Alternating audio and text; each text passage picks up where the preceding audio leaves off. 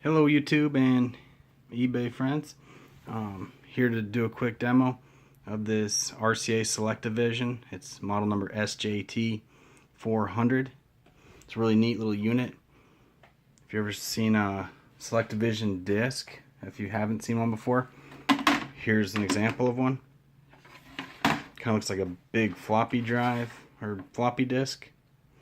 So kind of how it works is you stick it in the slot here and it feeds all the way down. Then it's got an extractor that clamps onto these little tabs here. Then it pushes the case back out towards you a little ways. Then you grab the case, pull it out, and it's able to load the movie for you. And from there it kind of works like a laser disc. But really neat, kind of unique format. I actually have 10 of these movies. I'll show you real quick what they are. And they'll be included in the sale. 1 second. This here is Neil Diamond Jazz Singer. So if that doesn't get you excited, then you just might not be into old stuff. Alright, 1 second. Alright, here they are. As I said, we got 10 total Selectavision discs by RCA that will be included in the sale. Again, here's our Neil Diamond, the Jazz Singer. Oh, more Neil. Love at the Greek. Recorded live at the Greek Theater.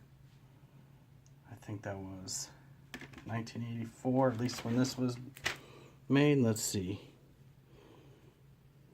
Yeah, the disc is from 1984.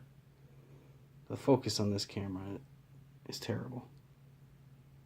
It's great for pictures, but it's a cell phone. And it's better than they were a few years ago, so. Got a little James Bond, Roger Moore there, A View to Kill. Got a little Sean Connery. What name is Sean Connery? Sean Connery. I haven't tried that in a while. A little Sinbad, The Seventh Voyage of Sinbad. The Champ. They're all some pretty old school movies here. Got a little Walt Disney, Robin Hood. And if you like that, you like this one too. Actual movie, Robin Hood. Cabaret. And then Arthur. Now I actually bought these discs. And they just came 2 days ago off of eBay. And I bought them for the sole purpose of testing this player out. So I didn't try all the movies. I tried the Neil Diamond ones actually. They work just fine. So hopefully there's no duds in here. But again, these are more just because I bought them for this player that I'm including them. So if there's any duds, I apologize. But I'm not here to sell the movies, more the player. So you know, take it for what it is. They appear to be in really good condition, and I'll test a few more out just to make sure, but I doubt I'll get through all of them. So by testing, I mean watching. Alright, so I'm going to go back to the player and we'll do a quick demonstration and let you decide if this is the right player for you. If you're still watching, then perhaps you've never seen one of these work before, so you don't really know what it is, or maybe you're interested. So hopefully I give you a good demo, but if not, you can post questions below or feel free to send me a message in eBay. I will post a link to the eBay sale in YouTube here once it's active. So alright, so we're back at this lovely player. It has a few scuffs, but nothing really, and it sucks this camera doesn't focus a little better, but so here's a little better shot. I got this little guy back here. But other than that, nothing. Face looks nice. I do not have the remote for this, so if you don't like to get off your couch and press the button, then you might want to go out and find the remote, or maybe stick with Blu-ray. Okay, I'm going to pull the top off. I want you to see the internal workings. There is a little bit of a loading. I don't like to use the word issue, but we'll call it an issue, but it's very, very simple to overcome.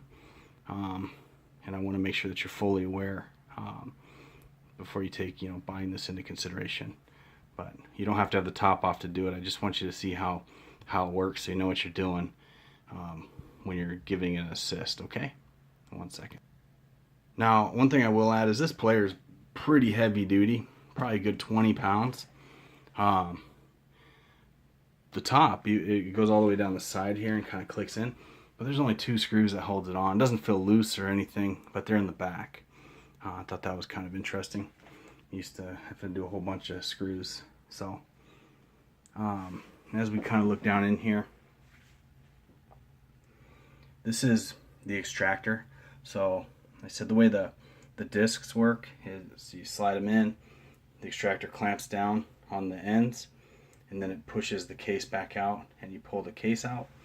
Right here is kind of where the loading issue happens. It feeds it all the way down at about 1 millimeter short. And it seems like the more you use it, the more it's going to work for itself. But in most cases, it's just best to assist it by, and I'll show you one load without assisting it, and hopefully it gives us the error so you can see it.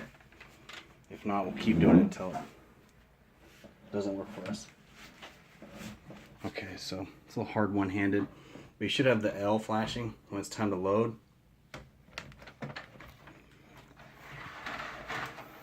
There we go, so it's speeding up. It worked.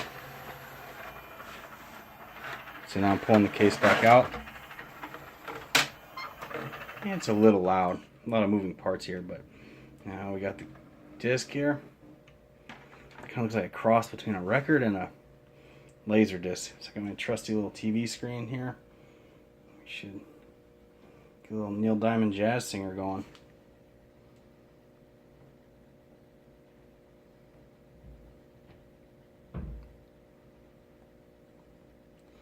Okay, I don't know what it was. This also happened once before where it just didn't seem to want to load, even though it was spinning, and it wasn't responsive to the button. So let's see if that's happening again. That's actually working. So we'll load it back in. So maybe it just takes a minute to load. Oh, see there, sealed everything back up. But anyways, where I had the case of the black screen like that, all I did was I turned the power off on it. So now it's loading the disc just fine. But I probably loaded this 15 times and I only had that black screen once. But I hit the power, and then as soon as I turned it back on, the movie played. So I don't know.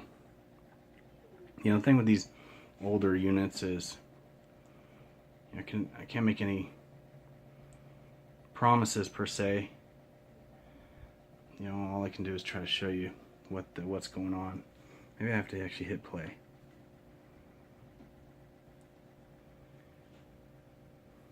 Okay, so that didn't seem to work. So let's see, when I power it off,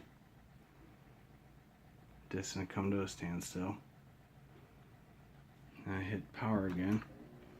Again, this thing was working perfect for me. Of course, as soon as I start to film. But that's good that we saw that, because this is obviously something you might have to overcome. But as you can see, now it's playing perfect. So I don't know what that is. I'm not an electrician or video repair guy. So it's good that you know. Now, yeah, visual search and high speed search. Pause play, and then instead of eject, this is funny, has a reject button. I haven't seen that too many times, so I thought that was kind of funny. Now, I don't know necessarily the difference between visual search and high speed scan. It kind of works like a VCR. Watch, I'll hit the visual search first. And as you can see, it's like fast forwarding. Now we go to high speed scan. It does show us a chapter, so maybe if I tap it. No, it doesn't change. But if I press it, it just seems to fast forward even faster, and it's going through the chapters. So it's a lot faster, but that's